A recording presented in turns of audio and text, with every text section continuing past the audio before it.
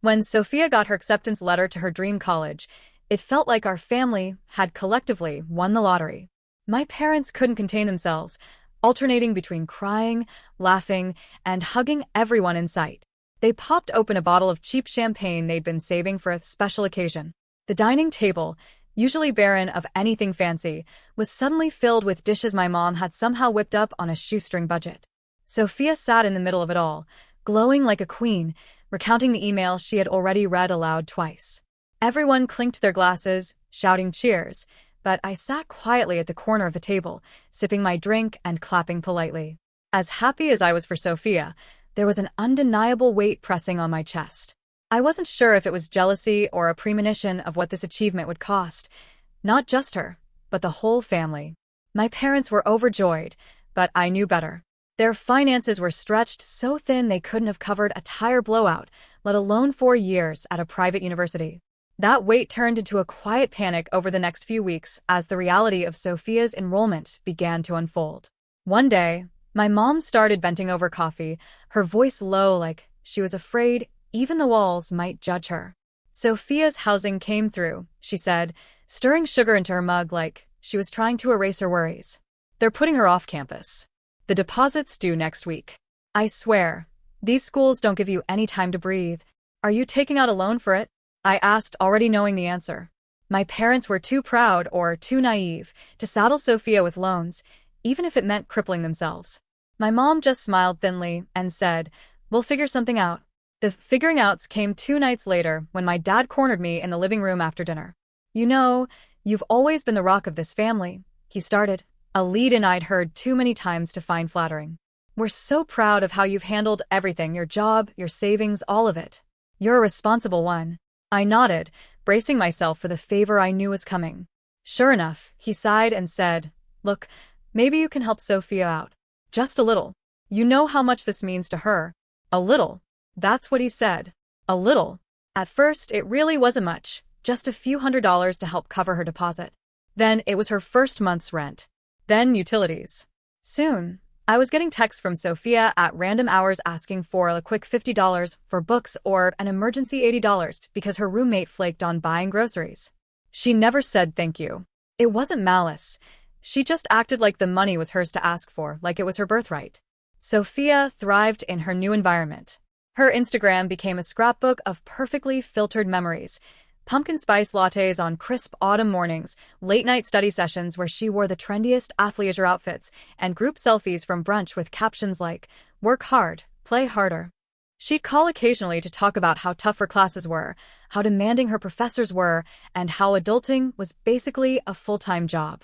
Meanwhile, my actual full-time job was supplemented by a second one that ate up my weekends. By the time her second semester rolled around, Sophia's Venmo requests had evolved into full-blown expectations. Her roommates had decided to redecorate their apartment for morale, and apparently, I was funding it. Another time, she called to casually announce she'd joined a sorority and needed money for initiation fees. I bit my tongue as I transferred the amount, but I could feel the resentment building like pressure in a soda can someone had shaken too many times. It wasn't just the money, it was the lack of acknowledgement. She never seemed to question where the funds came from, never wondered what sacrifices I was making to keep her afloat. It was like she believed my life revolved around supporting hers. My parents weren't any help, either. They'd call me periodically to praise my selflessness and remind me that I was giving Sophia the chance to achieve greatness. Greatness? What about my chances? I'd always wanted to go back to school myself, maybe get a degree in graphic design or marketing. But my savings were dwindling faster than I could replenish them, and the idea of taking time off work was laughable. My dreams took a backseat to Sophia's reality. The final straw that semester came when she called, giddy with excitement, to tell me she was going to a music festival. I thought she was joking. "How are you affording that?" I asked, trying to keep the irritation out of my voice. "Oh, don't worry," she said breezily. "I used part of the rent money you sent. I'll pay it back later." The line went silent as I tried to process what she'd just said. "You used the rent monies?" I finally managed. "Relax," she said. "My landlord's cool. I'll pay him next week, or something." I hung up on her. I didn't even have the energy to argue. That night, as I sat in my one-bedroom apartment eating instant ramen because I couldn't justify spending money on takeout, I realized I had let the situation spiral out of control. But what could I do? If I cut her off, she'd sink, and my parents would never forgive me. If I kept going, I'd sink instead. I told myself it was temporary. Just a few more months, I thought. Just until she gets her footing. But deep down, I knew I was lying to myself. Sophia wasn't going to change. Not as long as everyone around her kept making excuses for her entitlement. That realization sat with me like a stone in my gut as I crawled into bed that night, exhausted from work and dreading the next Venmo notification. This wasn't the life I wanted, but I didn't know how to take it back. Not yet. Sophia's life seemed to sparkle, while mine grew dimmer with every passing month.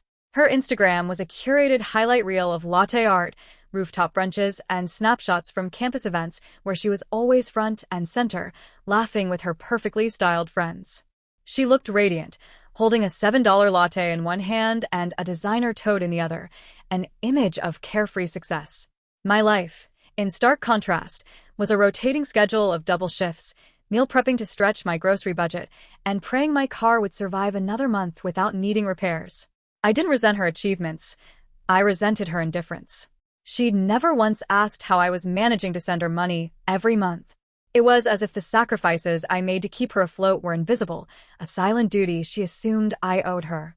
I brushed off the first few months, convincing myself she was just adjusting to college life, but the bitterness built slowly, like water pooling behind a dam. And one day, the dam cracked.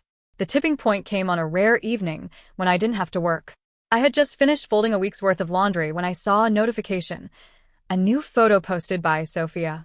She was at an outdoor music festival, a sprawling crowd behind her and a neon bracelet glowing on her wrist. Her caption read, "Work hard, play harder."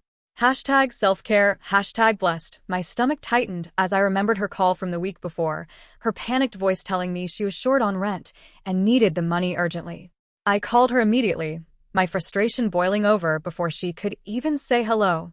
"How the hell are you at a music festival right now?" I demanded. "Oh, hey," she said casually, like I hadn't just caught her red-handed.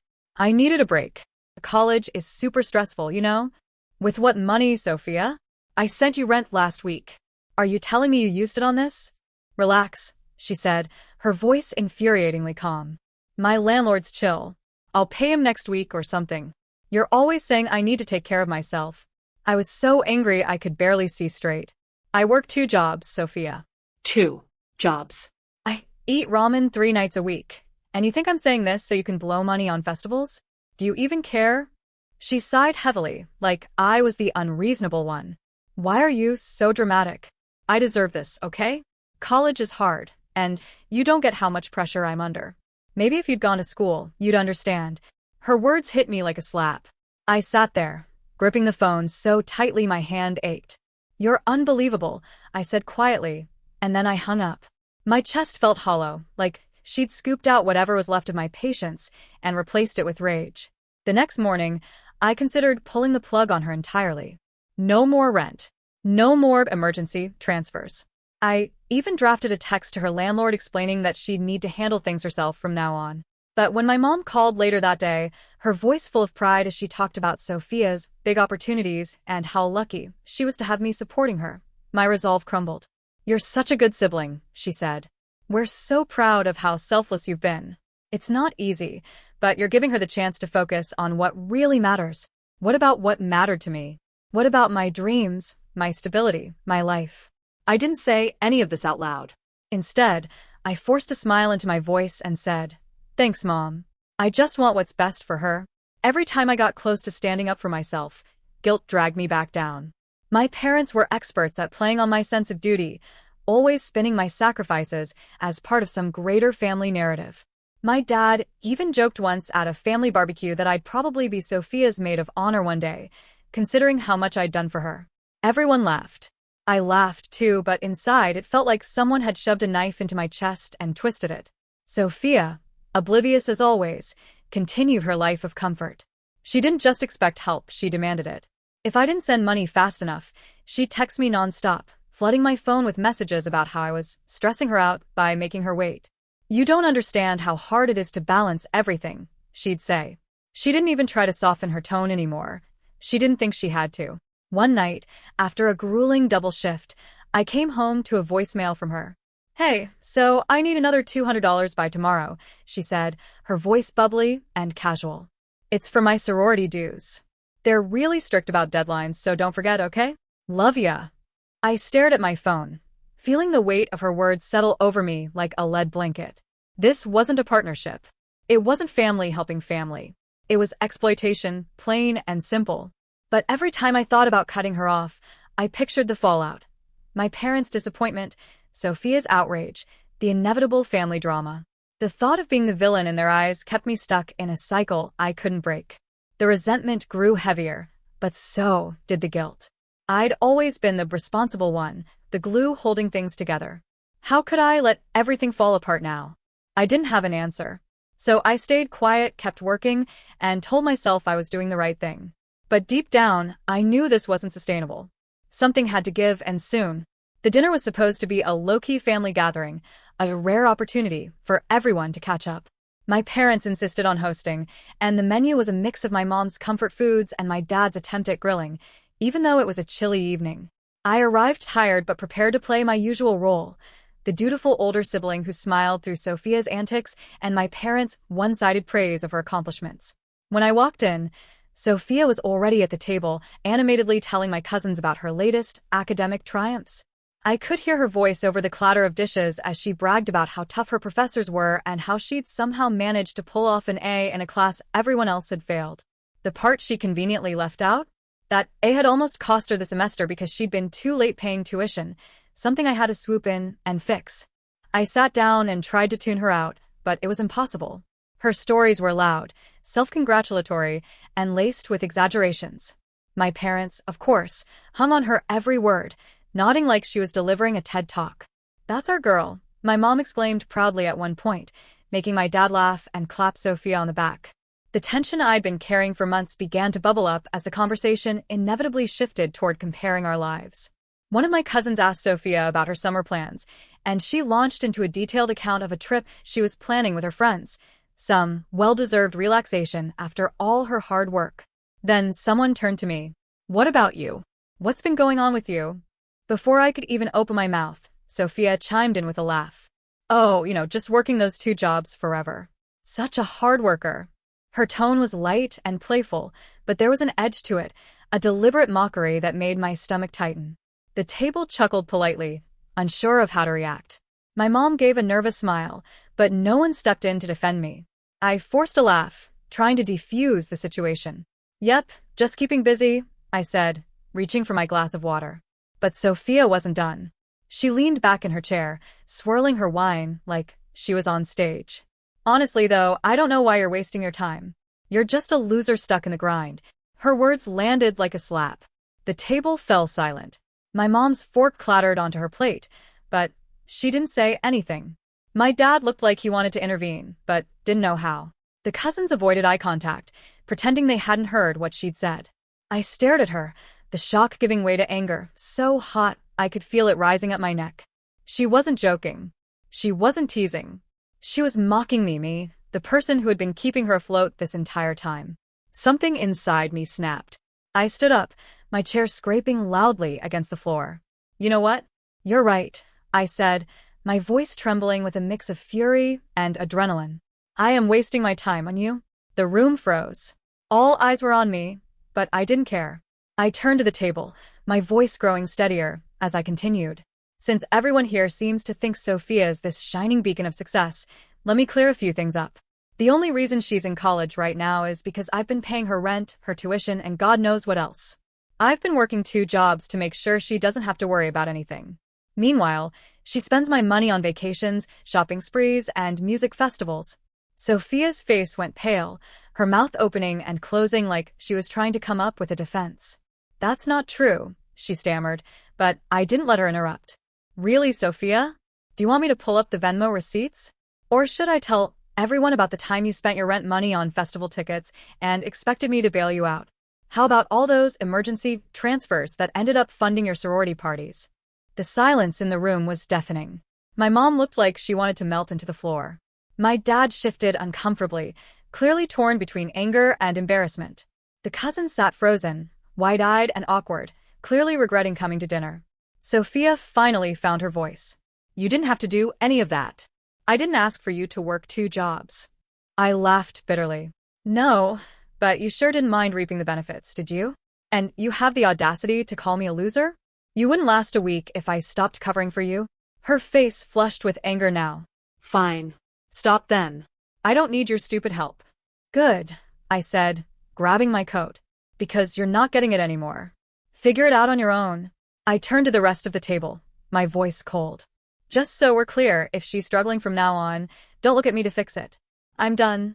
Without waiting for a response, I walked out the door, my heart pounding so hard I could feel it in my ears. The cool night air hit me like a slap, but it felt good, freeing. As I drove home, a mix of emotions swirled inside me: anger, relief, and a trace of guilt. I knew the fallout from this would be brutal, but for the first time in years, I felt like I'd finally reclaimed a piece of my life. The fallout began before I even made it to my car. As I stormed out of the house, I heard Sophia yelling behind me, her voice cracking with a mix of outrage and desperation. You're so dramatic. You think you're some kind of martyr? No one asked you to do any of this. Her words followed me down the driveway, but I didn't look back. When I got home, the reality of what I'd done started to sink in. For years, I'd been the fixer, the one who swooped in to clean up everyone else's messes. Now I had set a boundary, a hard, immovable one, and the weight of it was both liberating and terrifying. I went to bed that night exhausted but resolute, bracing myself for the inevitable backlash. The next morning it started. My phone buzzed incessantly as Sophia's landlord left me a frantic voicemail. Hi, this is Mr. Daniels, he began, his tone polite but strained. I've been trying to reach Sophia about her unpaid rent, but she's not answering. I understand you've been helping with payments, so I wanted to check if you'll be covering this month. I didn't hesitate. I called him back and said, I won't be paying her rent anymore. You'll need to take it up with her directly. There was a pause, followed by an awkward clearing of his throat. I see. Well, thank you for letting me know. As soon as I hung up, the text from my parents started. Mom, Sophia just called. She says you're refusing to help her. Is this true? Dad, we need to talk. You're letting this get out of hand. Mom again. Please, she'll lose her apartment. Just this one last time, and then we'll figure something out. I stared at the messages, my frustration bubbling over. My thumb hovered over the keyboard before I finally typed out a response. Me. She's a grown adult. If she wants to live on her own, she needs to figure out how to pay for it herself. I'm done enabling her. My mom's reply came almost immediately. She's your sister. Family doesn't abandon each other. That one stung, but I forced myself to take a breath and stay firm. I'm not abandoning her. I'm teaching her to take responsibility. Maybe you should try it, too. The social media smear campaign began later that afternoon. I logged into Facebook to find a post from Sophia, a long, dramatic diatribe about how her selfish sibling had cut her off out of nowhere, leaving her to suffer with no warning. She painted me as a villain who'd always resented her and accused me of holding my support over her head as a form of control. The comments were exactly what I expected. Her friends chimed in immediately, calling me heartless and toxic. One particularly bold comment read, "If my sibling ever did this to me, I'd cut them out of my life forever." At first, I was furious. My hands shook as I scrolled through the thread, each comment feeling like a personal attack. But then I realized something. None of these people knew the truth.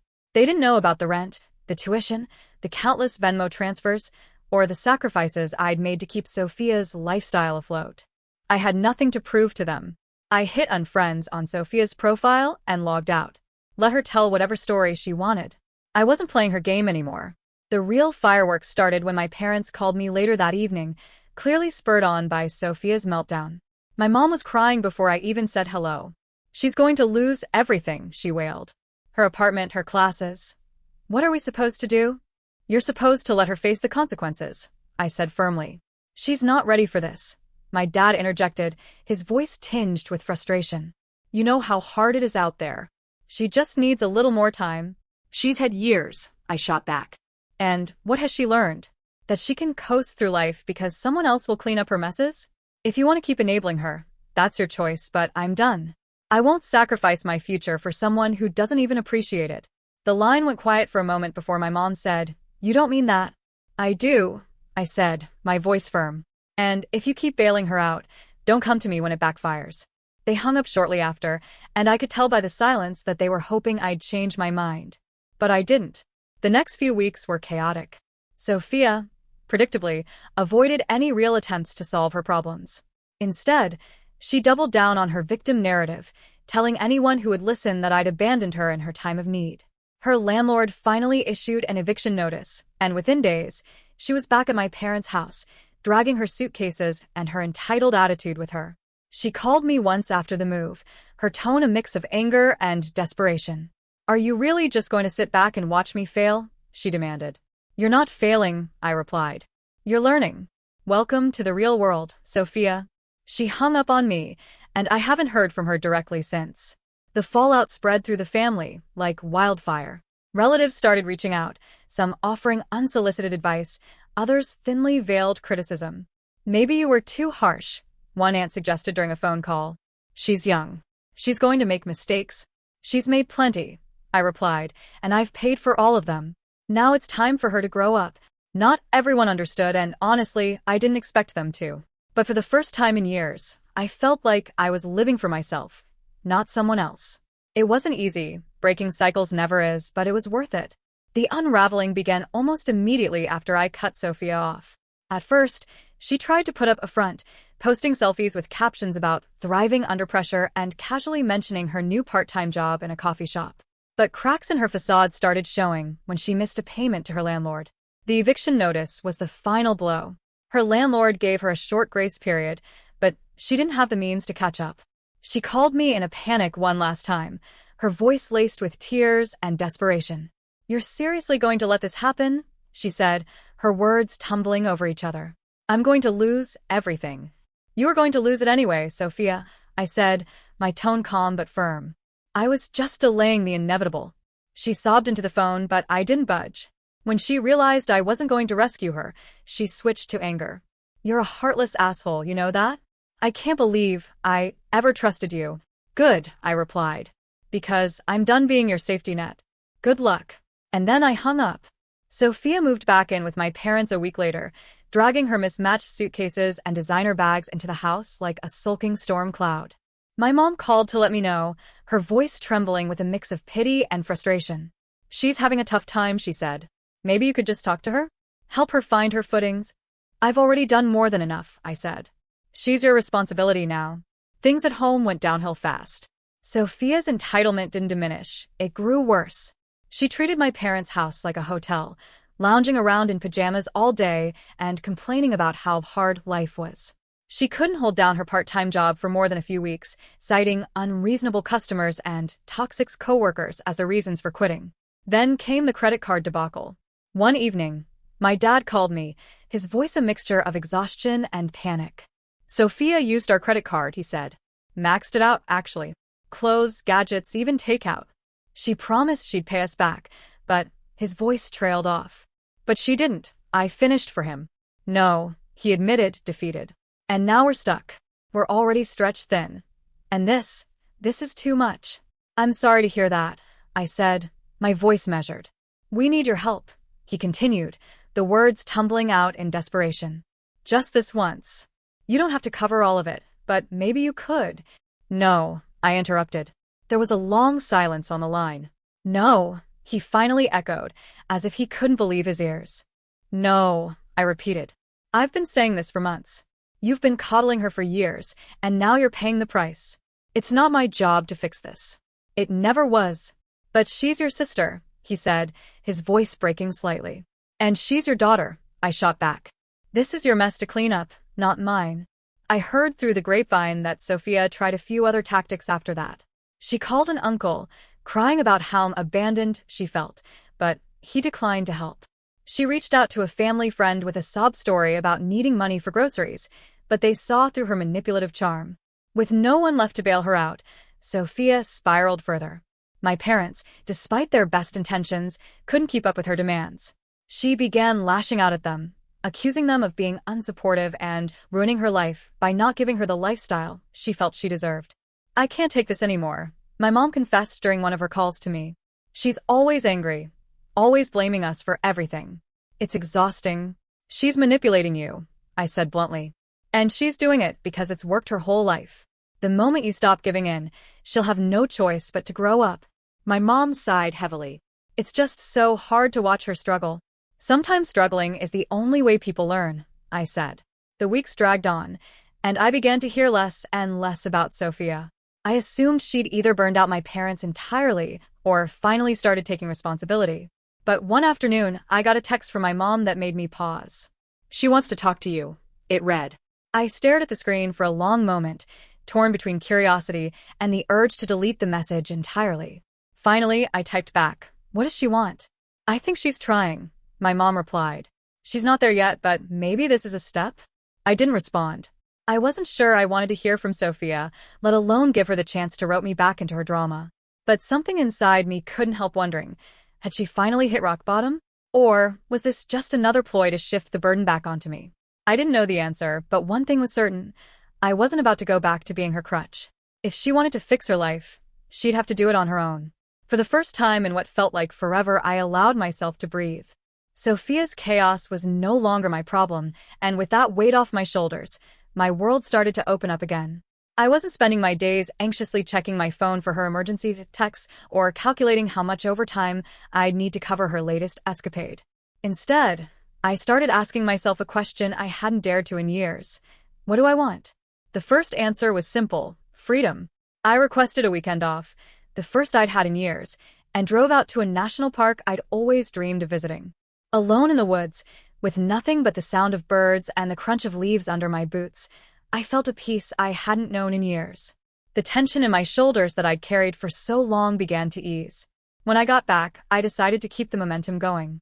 I signed up for an online course in graphic design, a passion I'd shelved long ago when Sophia's needs had taken precedence. Every dollar I spent on the course felt like a small rebellion, a declaration that my future mattered too. Sophia, however, was still deep in denial. At family gatherings, she'd throw pointed barbs my way, her words laced with the same entitlement that had driven me to cut her off. "Must be nice to not care about your own family," she said once over Thanksgiving dinner, loud enough for everyone to hear. I didn't flinch. "Must be nice to have someone else pay your bills for years," I shot back, my tone even. The room went quiet, but I didn't care. I was done tiptoeing around her feelings. At Christmas, she tried a different tactic, pulling me aside and lowering her voice to a tone she probably thought was conciliatory. "Look, I know we've had our differences, but can't you just help me out one more time? I'm really struggling." I stared at her, incredulous. "Sophia, do you hear yourself? You're asking for help like I owe it to you. I don't. You need to grow up. I'm not your safety net anymore." She glared at me, her face turning red. "You're so selfish," she spat before storming off. Selfish. The word used to sting, but now it just made me shake my head. If prioritizing my own life made me selfish, so be it. The real turning point came not with me, but with my parents. They'd reached their breaking point after months of dealing with Sophia's demands. Her credit card stunt had strained their finances more than they let on, and her refusal to contribute to the household only added fuel to the fire. One evening, my mom called me in tears. "We had a huge fight," she said. She wanted us to pay for some online subscription she claimed was for a job search, but when we said no, she blew up. She accused us of not loving her, of ruining her life. Her voice broke. "I'm sorry, Mom," I said, and I meant it. "But maybe this is what she needs. You can't keep bailing her out." "I know," she said softly. "Your father and I talked about it, and we're not giving her any more money. It's just so hard to see her like this. It's harder to keep enabling her," I said gently. Sophia's realization came slowly, like a storm rolling in over the horizon. Without me or my parents to fall back on, she was forced to confront the reality of her situation. She took another part-time job, then another, juggling shifts at a coffee shop and a retail store just to make ends meet. Her social media presence dwindled. No more posts of lattes or vacations, just the occasional photo of her dog with captions like, "Rough day, but grateful." At a family dinner a few months later, she was noticeably quieter. The usual snide comments were absent, replaced by a kind of subdued exhaustion. She didn't say much to me, but I caught her watching me a few times, her expression unreadable. After dinner, as I was putting on my coat to leave, she approached me. "Hey," she said awkwardly. "I just wanted to say I'm sorry. For everything. I know I messed up." I blinked, taken aback. This was a side of Sophia I hadn't seen in years. Vulnerable. Even humble. It's not me you should apologize to, I said. It's yourself. You're the one who's paid the price. She nodded slowly, her eyes downcast. I'm trying, she said quietly. I didn't say anything else, but as I walked out the door, I felt a glimmer of hope. Maybe, just maybe, she was starting to change. But whether she did or didn't, one thing was certain. I wasn't going back to being her safety net. My life was my own now, and I intended to keep it that way. Sophia landed a full-time job about 6 months after moving back in with my parents. It wasn't glamorous, a basic admin position at a small office, but it was steady. My mom called me the day she got hired, her voice filled with cautious optimism. She's finally doing something for herself, she said. Maybe things will turn around now. I wanted to believe it, but I wasn't holding my breath. I'd learned the hard way that Sophia's version of turning things around often involved finding new ways to deflect responsibility. At first, she seemed to be adjusting. She got up early for work, wore business casual clothes, and even packed her own lunch. For a brief moment, it looked like she was finally starting to take control of her life. But then the cracks started to show. One evening, my mom called me, sounding exhausted. Sophia's upset, she said. She feels like no one appreciates how hard she's working. I rolled my eyes. She's had a job for 2 months, Mom. That's called being an adult. I know, my mom said quickly, as if agreeing too openly might upset the delicate balance at home. But she's struggling. Struggling how? I asked, though I already had a good idea. She's mad that most of her paycheck goes to bills, my mom admitted. She says it's unfair, that she can't even afford to do anything fun anymore. I couldn't suppress a bitter laugh. Welcome to the real world. She says it's your fault, my mom added hesitantly, as if bracing for my reaction. Of course she does, I said. Because it's easier to blame me than to face reality. True to form, Sophia's complaints weren't just confined to my parents. She started texting me sporadically, usually with passive-aggressive comments about how some people have it easy, or not everyone has a support system to fall back on. One message in particular stood out. You don't understand how much harder life is for me because of what you did. I stared at the text, incredulous. What I did? Did she mean cutting her off after years of enabling her? Did she mean refusing to let her treat me like an ATM? I typed out 6 responses, each one sharper than the last, but ultimately deleted them all. She wasn't looking for a real conversation. She was looking for someone to blame. Family gatherings became a minefield. My parents, desperate to restore peace, would try to bring us together, but Sophia's attitude made it impossible. At one barbecue, she cornered me near the grill, her tone a mix of bitterness and feigned casualness. Must be nice to live your life without worrying about anyone else, she said, sipping her drink. I set my plate down, meeting her gaze. Sophia, I spent years worrying about you. I put my life on hold so you could live yours. Don't stand here and act like I'm the selfish one. Her face darkened. You always act like you're some kind of saint, she snapped. But you don't get it. You made me fail. You abandoned me when I needed you most. No, I said firmly, my voice low but steady. I gave you the chance to stand on your own. You just didn't take it. She scoffed and walked away, leaving me standing there with a mix of anger and sadness. The turning point came a few weeks later, though it wasn't the dramatic breakthrough I might have hoped for. My mom called me, her voice tinged with a mix of pride and frustration. Sophia paid off one of her credit cards, she said. It's not much, but it's a start. That's good, I said cautiously. She's still blaming you for everything, my mom added, her tone soft.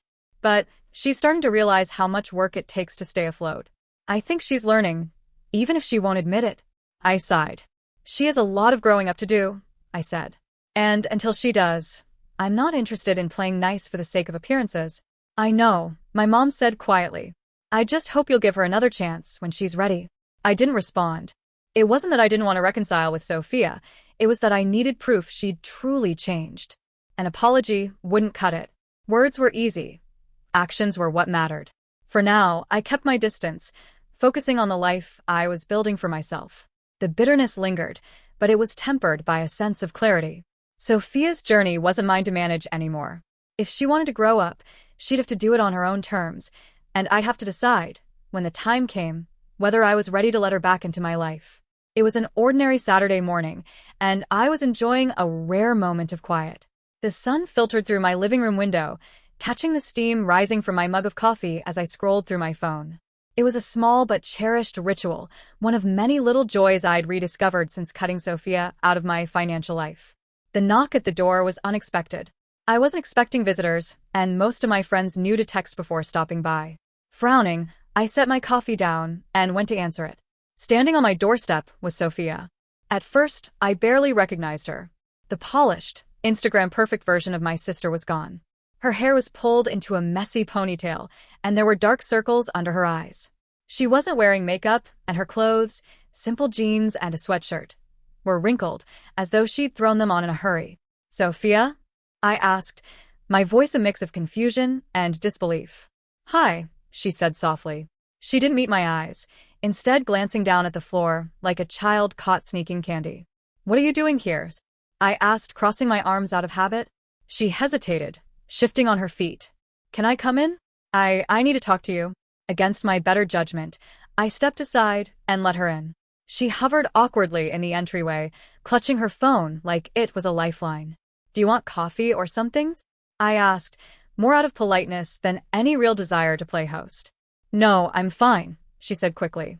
I gestured toward the couch, and she perched on the edge, her posture stiff. I took the armchair across from her, studying her carefully. Something about her felt different. She wasn't projecting her usual air of entitlement. Instead, she looked, dare I say it, nervous. She took a deep breath and then blurted out, "I came to apologize." The words hung in the air, unexpected and weighty. "For what?" I asked, my tone more cautious than accusatory. "For everything," she said, her voice faltering. She ran a hand through her hair, letting out a shaky laugh. "God, I don't even know where to start. The way I treated you, the way I took you for granted. All the money, the insults, the blame. I was awful to you." I said nothing, waiting for her to continue. "I didn't realize," she went on, her eyes finally meeting mine. "I didn't realize how much I was asking of you, how much I was taking. I don't know what I thought. That you owed it to me? That I deserved it? It sounds so stupid now." Her voice cracked, and she quickly looked away, blinking hard. For a long moment, I didn't respond. Part of me wanted to accept her apology right then and there, to hug her and tell her everything was fine. But another part of me, the part that had spent years sacrificing my happiness for hers, held back. "Why now?" I finally asked. "What changed?" Sophia sighed, leaning back against the couch. "I hit a wall," she admitted. "When I started working full-time, I thought things would get better, but they didn't. I kept blaming you, blaming Mom and Dad, blaming anyone but myself. And then one day, I realized I was miserable. Not because of you or anyone else, but because of me. Because of the choices I made." She glanced down at her hands, twisting her phone in her fingers. "It took me a long time to admit that. Too long. And I know I can't undo everything I've done, but I wanted to tell you I'm sorry." Her words felt genuine, but I wasn't ready to let my guard down completely. "Do you mean that?" I asked. "Because I've heard a lot of words from you before, Sophia. Words don't mean much if your actions don't back them up." "I know," she said quickly. "And I don't expect you to forgive me overnight. I wanted you to know that I'm trying. I'm working on it. And I'm not asking for anything. I just wanted to say I'm sorry." The tension in the room began to thaw, if only slightly.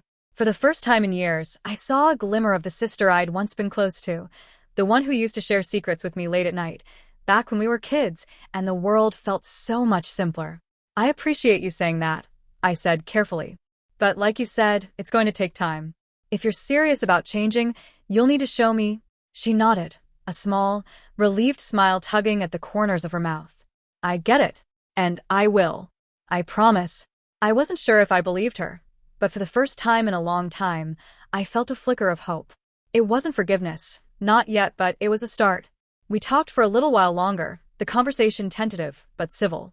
When she left, I felt lighter, as though a tiny piece of the weight I'd been carrying had finally lifted. Only time would tell if Sophia's apology was genuine, but for now, it was enough to take that first step toward rebuilding what we'd lost. Rebuilding my relationship with Sophia was not a single breakthrough moment. It wasn't a grand gesture or a heartfelt apology that magically fixed everything. It was a series of small, sometimes awkward, steps, each one testing whether we could trust each other again and move forward. From the beginning, I was firm about one thing. My days of funding her lifestyle were over. "I'll support you emotionally," I told her during one of our first conversations after her apology. "But financially? You're on your own." To my surprise, she didn't argue. She nodded, even seemed to agree. "I know," she said softly. "I need to learn how to stand on my own. I want to." I wasn't entirely sure I believed her, but I decided to give her the benefit of the doubt. Cautiously, of course. The first test came a few weeks later when Sophia called me to vent about her car breaking down.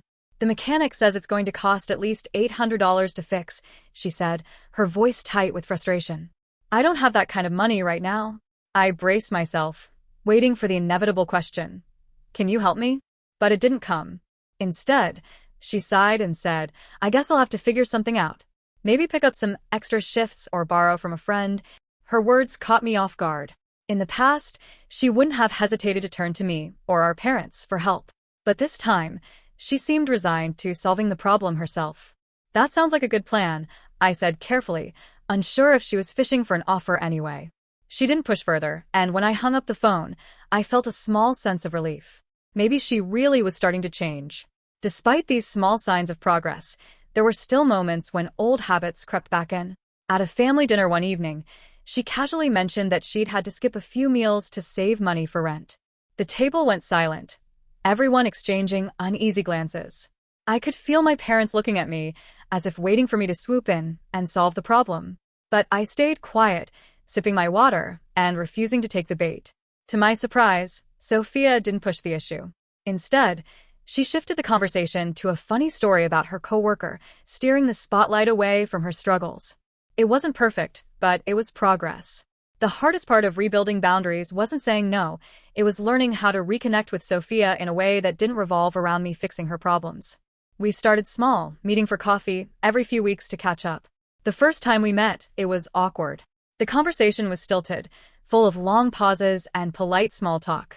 But as the weeks went on, something shifted. We started talking about things other than her struggles, books we'd read, shows we were watching, even funny memories from our childhood. One afternoon, as we sat in a cozy cafe, she said something that stayed with me. "You know, I've always looked up to you," she admitted, stirring her coffee absently. "Even when I was being a brat. You've always had your life together, and I think I resented you for that. Because I didn't. I didn't know how to respond. Part of me wanted to deny it, to say that my life wasn't as together as she thought. But another part of me felt a flicker of validation. For years, I'd been carrying the weight of her expectations, and now, for the first time, she was acknowledging it. "Well," I said finally, "I'm glad you're starting to figure things out for yourself. It's not easy, but you're doing it. Our relationship still isn't perfect. There are moments when I catch myself bracing for the old patterns to resurface, when I wonder if she'll ever truly understand the impact her entitlement had on me. But for the first time in years, it feels like we're on equal footing, not as a fixer and a dependent, but as siblings. Sophia is learning how to navigate her own life, and I'm learning how to let her. It's a slow process, but it's progress. And for now, that's enough. For the first time in years, my life feels like it's truly my own. There's a kind of peace that comes with stepping back from the chaos and letting go of the responsibility I never should have carried in the first place.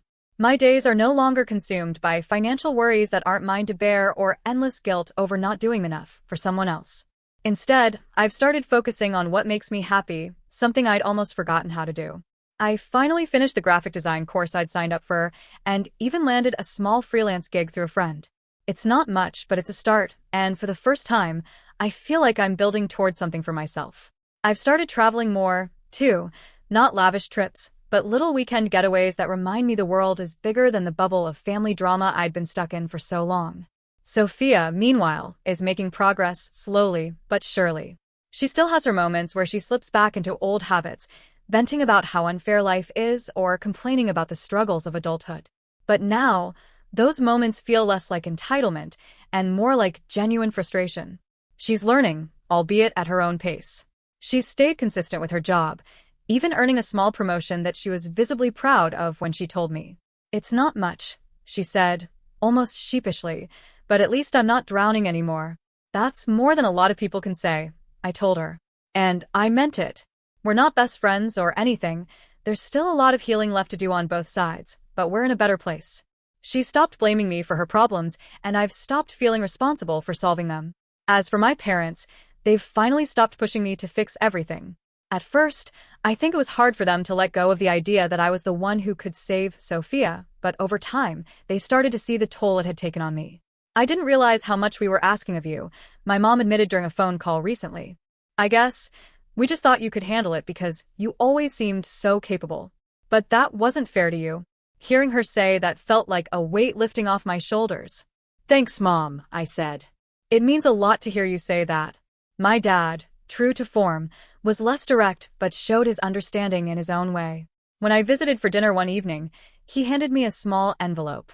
Inside was a handwritten note thanking me for all I'd done over the years and a modest check to put towards something you want, not something you need, the note said. It wasn't about the money, it was about the acknowledgement.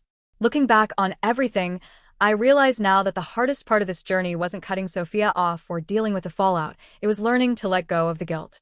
For so long, I believed it was my job to keep everyone else afloat, even if it meant sinking myself in the process. But the truth is, sometimes the best way to help someone isn't to save them, it's to let them struggle. Sophia needed to face the consequences of her actions, and my parents needed to see the cost of their enabling. It wasn't easy and it wasn't pretty, but it was necessary. Now, I can finally say I'm living for myself. My boundaries are firm, my priorities are clear, and my relationship with my family, while still imperfect, is healthier than it's been in years. Sophia still has a lot to learn, but she's making small strides, and that's enough for me. As for me, I'm moving forward, one step at a time, and for the first time in a long time, I feel like I'm exactly where I'm meant to be.